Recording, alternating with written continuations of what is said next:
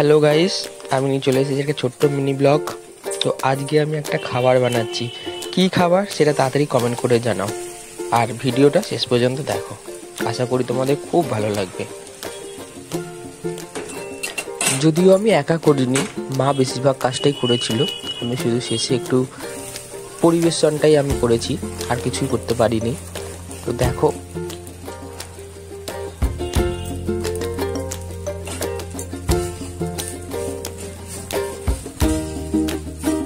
শীতকালের সন্ধ্যায় খাবারের ইচ্ছা করলেই তোমরাও বানিয়ে খেতে পারো এই জিনিসটি। তবে হ্যাঁ, এর জন্য বাইরে যেতে লাগবে না, শুধু ঘরে ময়দা, ডিম আর টুকটাক জিনিসপত্র থাকলেই তোমরাও সহজে তৈরি করে নিতে পারো গরম গরম এই রেসিপিটি।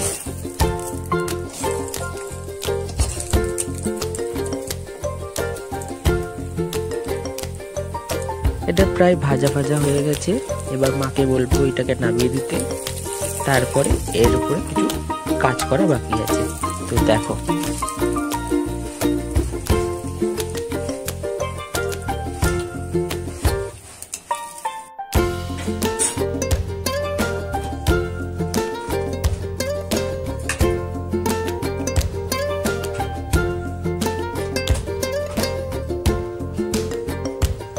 নামানোর পর আমি এর মধ্যে শসা কুচি, লঙ্কা কুচি, পেঁয়াজ কুচি দিয়ে আমি এটাকে পেঁচিয়ে নেব।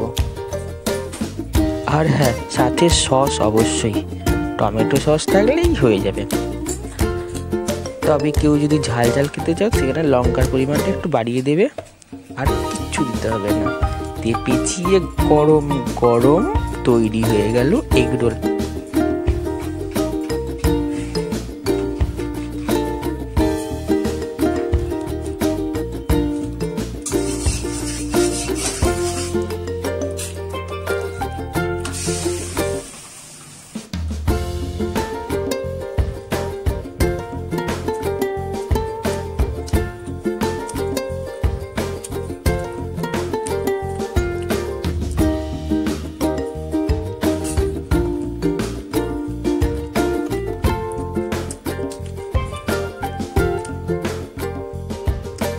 হ্যালো বন্ধুরা, আমি এখন এগুলো খাচ্ছি। খুব ভালো হয়েছে, খুব ভালো। চলো বেশি কথা না বলে আমি এগুলো খাই, তোমরা দেখো।